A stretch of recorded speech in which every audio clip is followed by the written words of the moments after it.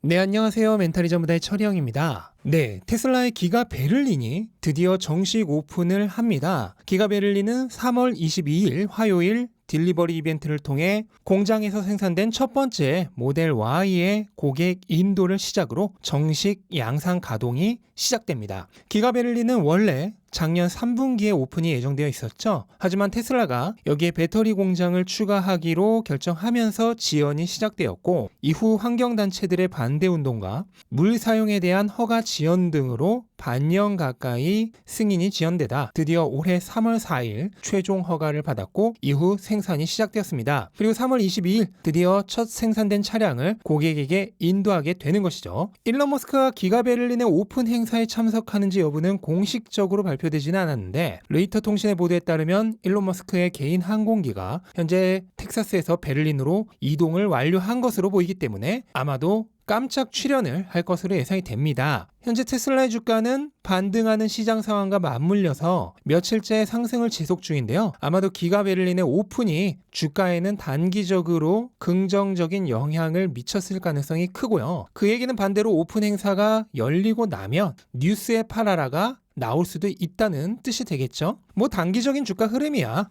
시장 변덕에 따라서 알아서 하라고 놔두고, 우리는 앞으로 테슬라가 얼마나 더 많은 차량을 판매할 수 있고, 그래서 얼마나 더 많은 현금 흐름을 창출해낼 수 있을지 테슬라의 성장 가능성을 궁금해해야겠죠. 그래서 오늘은 기가 베를린이 오픈하는 현 시점에서 테슬라의 각 공장별 생산량과 근미래에 어느 정도까지 차량을 만들어낼 수 있을지, 테슬라의 중단기적인 생산 능력을 정리해보는 시간을 갖도록 하겠습니다. 우선 알아볼 것은 테슬라의 제1공장이라고도 할 수 있는 프리먼트 공장입니다. 프리먼트 공장은 현재 연간으로 모델 S와 X 10만 대, 그리고 모델 3와 Y를 50만 대 생산 가능해서 총 60만 대의 생산 능력을 지니고 있는데, 지금은 타 공장에서의 생산 능력 확대, 그리고 원자재 가격 상승으로 인해 중국 지역의 생산량을 늘리는 방향 등과 맞물려서 프리먼트 공장의 생산 능력을 모두 가용하고 있지는 않은 것으로 보입니다. 현재는 월 4,000대 정도의 모델 S와 X를 포함해서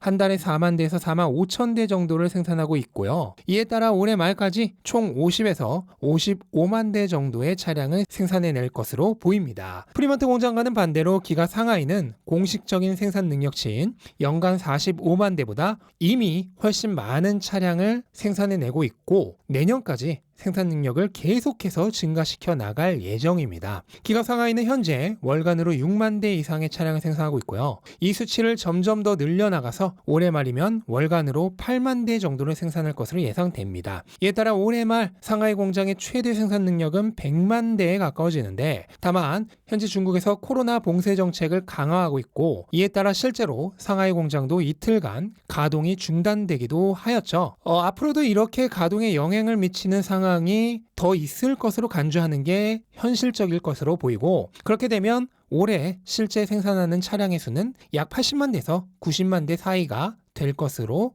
생각이 됩니다. 또한 상하이는 내년 말까지 현재와 같은 수준의 생산 능력을 갖춘 공장을 한 개 더 늘릴 예정이죠. 만약 계획대로 진행된다면 2024년 중에는 총 200만 대의 생산 능력을 확보할 것으로 기대되고 있습니다. 이렇게 중국에서의 생산 능력을 계속해서 늘려나가는 것은 좋은 점과 나쁜 점을 동시에 가지고 있는 양날의 검인데요. 우선 중국에서의 생산 비용이 미국에서 생산하는 비용 대비 훨씬 저렴하다는 게 득이겠죠. 일각에서는 중국 생산 차량의 마진이 미국에서 생산한 것보다 2배 이상이다라는 말까지 있는데, 테슬라가 지역별로 마진율을 공개하고 있지는 않기 때문에 정확한 분석은 아니겠지만, 상식적으로 생각해도 중국에서의 비용이 훨씬 저렴할 것은 분명합니다. 이에 따라 미국이나 유럽에서 생산하는 차량은 현지 수요를 충당하는 데 주력하고, 그 외 글로벌 수요는 중국에서 감당하게 된다면 향후 테슬라의 마진이 더욱 좋아질 가능성이 있습니다. 반면 큰 리스크도 동시에 가지고 있는데, 바로 정치적 그리고 지정학적 리스크입니다. 향후 미국과 중국의 관계가 다시 악화될 가능성이 있는 점, 그리고 중국이 자국 기업을 보호하기 위해 외국 기업에 페널티를 부과할 가능성이 있는 점, 또 최근 들려오는 대만 침공 가능성과 같은 지정학적 리스크가 있다는 점 등등, 중국의 비중이 커지면 커질수록 외부적인 리스크가 증가할 가능성이 분명 존재합니다. 그렇기 때문에 2023년 이후로는 테슬라가 과도해지는 중국 의존도를 조금 더 분산시킬 방법을 강구할 필요는 있다고 생각합니다.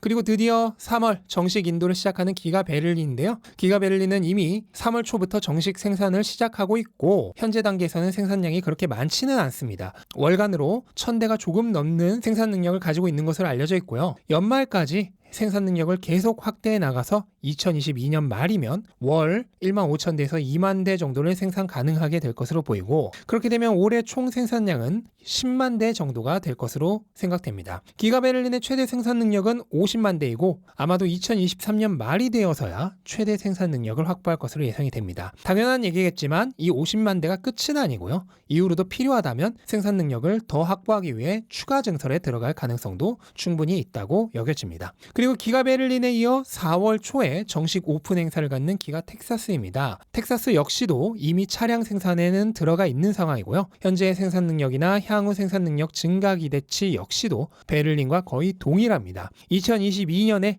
약 10만 대 정도를 생산할 예정이고 연말까지 연간으로 25만 대 정도 생산 가능한 능력을 갖출 것으로 예상됩니다. 그리고 2023년 말이면 50만 대 생산 가능한 능력을 확보할 것으로 예상되고요. 또한 2023년부터는 사이버 트럭과 세미가 생산될 예정이기 때문에 기가 텍사스는 향후 증설을 하더라도 모델 Y의 생산 라인보다는 사이버 트럭의 생산 라인을 증설하는 데 주력하지 않을까 예상이 됩니다. 네, 이렇게 테슬라의 각 공장별 상황을 알아봤고요. 정리해보자면 2022년 말 기준으로 프리먼트는 60만 대 생산 가능, 그리고 2022년 생산량은 50에서 55만 대, 상하이는 100만 대 생산 가능, 22년 생산량은 80에서 90만 대, 베를린은 25만 대 생산 가능, 22년 생산량은 10만 대, 텍사스는 25만 대 생산 가능, 22년 생산량은 10만 대. 이렇게 해서 2022년 말 테슬라의 최대 생산 능력은 200만 대를 넘길 것으로 보이고 총 판매량은 약 150에서 160만 대 사이가 될 것으로 예상이 됩니다. 그리고 내년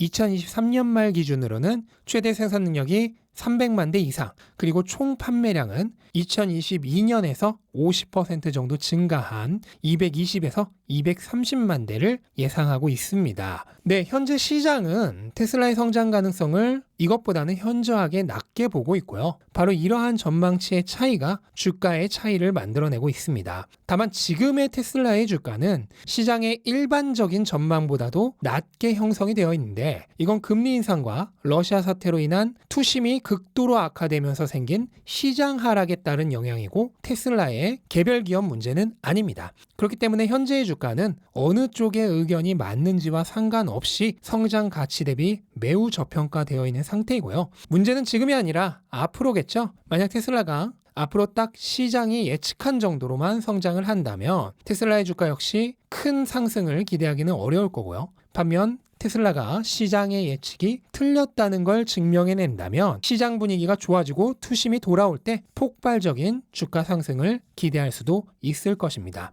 여러 번 말씀드렸듯 주가란 것은 기업 가치와 상관없이 큰 폭으로 오르기도 하고 큰 폭으로 내리기도 합니다. 주가가 하늘 높은 줄 모르고 계속 오를 때나 바닥이 없는 것처럼 끝이 없이 떨어질 때 사실 급변하는 시장 상황과 상관없이 기업 가치 자체는 대부분 단기간 내에 그렇게 쉽게 바뀌지 않습니다. 본질적인 가치는 변한 것이 없는데 겉으로 보이는 주가만 바뀌는 거죠. 그런데 사람들은 주가가 오를 때는 기업 가치 자체가 좋아졌다고 생각을 하고 열광해서 달려들고 반대로 주가가 내릴 땐 기업이 망해간다 생각하고 도망갑니다. 하지만 어느 경우에도 실제하는 본질 가치 자체는 거의 변한 게 없는 경우가 많습니다. 나는 과연 어느 쪽을 보고 있는 투자자인가? 한 번쯤은 되돌아보는 시간을 가져보시길 바라면서 영상 마치도록 하겠습니다. 네, 영상 도움되셨다면 구독과 좋아요 부탁드리고 즐거운 하루 되시기 바랍니다. 감사합니다.